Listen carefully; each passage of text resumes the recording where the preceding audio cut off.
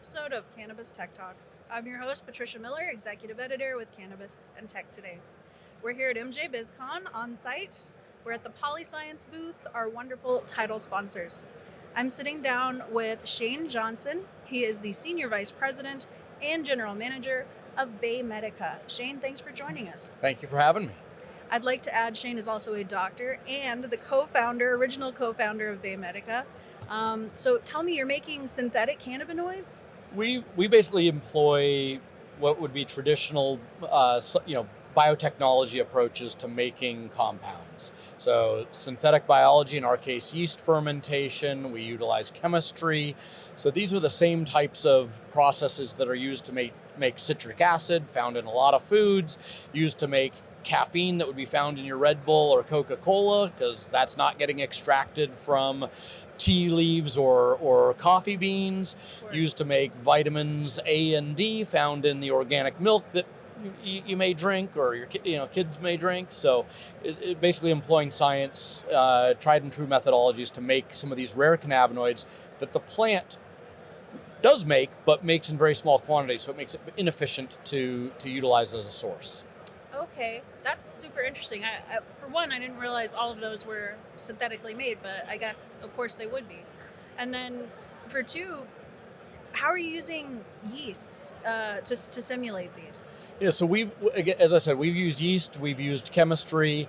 When you do use synthetic biology, you're reprogramming the genetics of that organism to basically take sugar and other materials as input and convert that into the cannabinoid of choice. So in this case,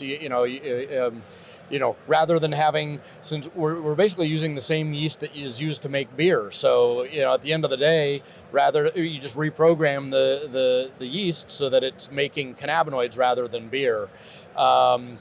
We've made 20, 30 or more cannabinoids using this. A lot of the work that we've done at scale, that is done using chemical synthesis as well, just because the market isn't there yet for metric tons of these rare cannabinoids on a routine basis, which is really where one needs to get to have synthetic biology make sense from a financial perspective,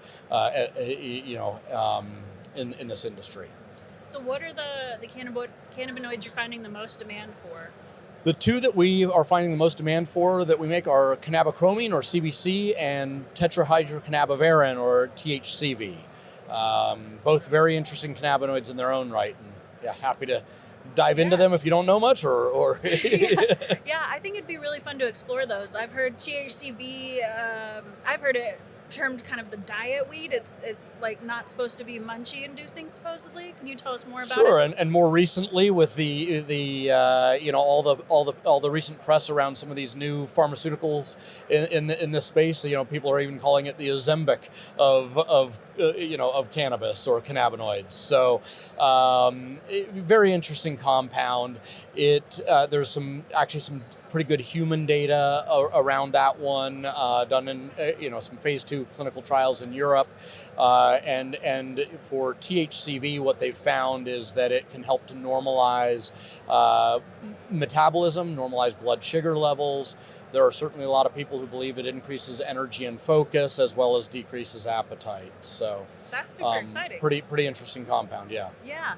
Tell us about cannabichromene. Cannabichromene, yeah. Thank you. Cannabichromene is a very unique compound as well. It is has a lot of anti-inflammatory effects, as most cannabinoids do. People are using it as a kind of more to impact mood. There's some very good preclinical data, at least, showing that it may have up to 10 times the anti-anxiety effects of CBD. Now, I can't tell you that that's necessarily what it does in humans. The human data doesn't exist, but certainly anecdotes support that it may have a role in that regard. A lot of people are also using CBC to enhance the effects or provide synergistic effects with other cannabinoids. So whether that's using it with CBD to enhance some of the effects of CBD, whether that's for treating people sometimes use CBD for pain, for instance. So that's one. Or whether it is, THC. There are a number of folks combining CBC with THC because they believe that it is, again, maybe creating a better experience for the consumer. That's interesting. Are people asking a lot of questions around like the safety of using synthetic compounds? To some extent, but I would say, if the questioning is around the safety of it being synthetic, it's misguided as a question, because again, if you take a multivitamin, pretty much everything in that multivitamin is synthetic or synthesized. We prefer to use this term synthesized because if you tell me synthetic cannabinoid, I think K2 and spice.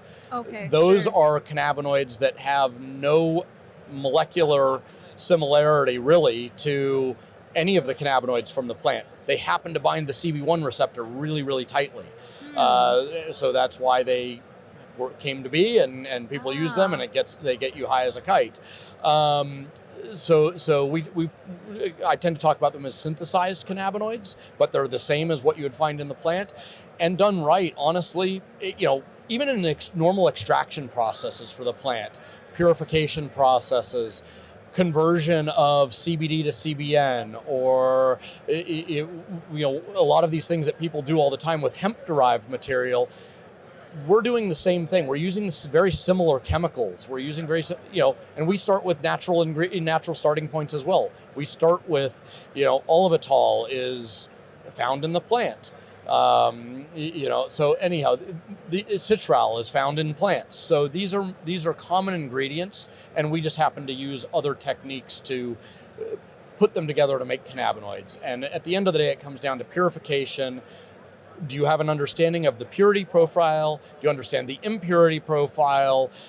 Do you have a good handle on residual solvents, pesticides, heavy metals, all of that? And I would say, generally speaking, when you synthesize compounds, you have better control over all of those aspects, not less control, and you should have a more safe product at the end of the day. Great point. Yeah, I hadn't thought of that. Is this something that would typically be added to like a distilled or like a rosin product, or? Certainly people are adding, I think, the cannabinoids we make to other, to say whether it's a CBD extract or a THC distillate, in part to provide more effect-based outcomes, right? Where you can say, okay, I want this. I want to have my customer, my consumer feel this way. And by adding some of these other rare cannabinoids and being able to create a more consistent profile, because there are strains that will make THCV, there are strains that will make CBC. Getting that to be truly consistent from harvest to harvest, from extraction to extraction, is really, really tough. Yeah. So if you actually have, if you utilize some of these rare cannabinoids that you want to have a more prominent presence in your product, you can create a much more consistent product profile that frankly is more portable across state lines, even in a regulated market, than not, because we can sell what we make across state lines. So if you want to then, you may have a different profile input material in California than in Nevada than in Illinois. You want to make your products relatively similar but employ rare cannabinoids, this is a way to do that. What a cool point. I didn't realize that you could transport it. That's yeah, we most of our products are free from THC. Yeah. So in that regard, we can we're compliant by all of the standards out there. That's awesome. So to me, it sounds like you're able to offer more of that consistency to not only the producers but consumers, and I think that's where the industry has to go if you're looking for wider adoption, and especially to start erasing some of that stigma, is if you can give people a more consistent experience with the effects that they're desiring, that they intend when they consume it, you're going to have a better industry. That's certainly our belief, and not just a consistent experience, but differentiated from if it's THC alone or CBD alone. Yeah. That's awesome. Well, what do you think is on the horizon for Baymedica going into 2024? Look, we're bullish on the future for rare cannabinoids. Absolutely. I think we are seeing steady traction. We're seeing a lot of inbound inquiries. So we think that, we're in a good place right now in terms of, manufacturers and ultimately even end consumers becoming aware that for the, to get the products that they want that make them feel the way they want to feel or offer the relief they want to have, that incorporating some of these rare cannabinoids can really make a huge difference. Yeah, I think that's a great point. Where can our listeners go to keep up with what Baymedica is doing and kind of look for some of those innovations coming to a place where they are? Well, we obviously our website has a certain element of news and blog. We sell mostly through distributors, and those distributors in turn, it helps us cover the market. We're a small team. We focus on what we do really well, which is research and development and making these rare cannabinoids, and others are better suited to cover the market and make it available. So, I would say a lot of that is also kind of out there in the market with our distributors and things like that. We will put when we see something, we're on LinkedIn, so if we see something that we think, makes a lot of sense there, we will absolutely promote it in terms of good research around any of the cannabinoids we make or what have you. So, but we ourselves are, not probably as forward in the market as we would love to be, but we just don't have the scale and bandwidth ourselves to do that. Well, I appreciate it. I'm sure anyone who's looking for that will be eager to look up Baymedica.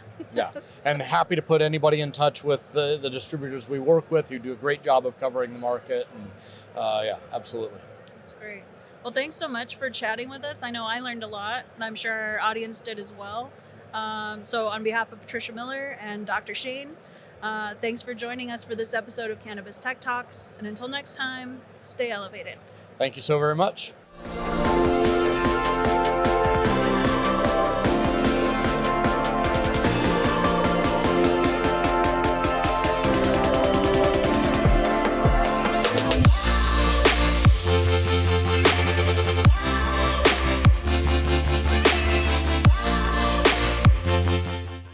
You deserve a choice in your growing media. With VitaWool, you finally have one.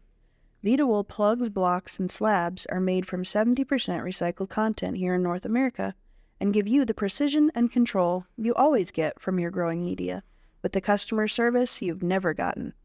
See why more growers are switching to VitaWool.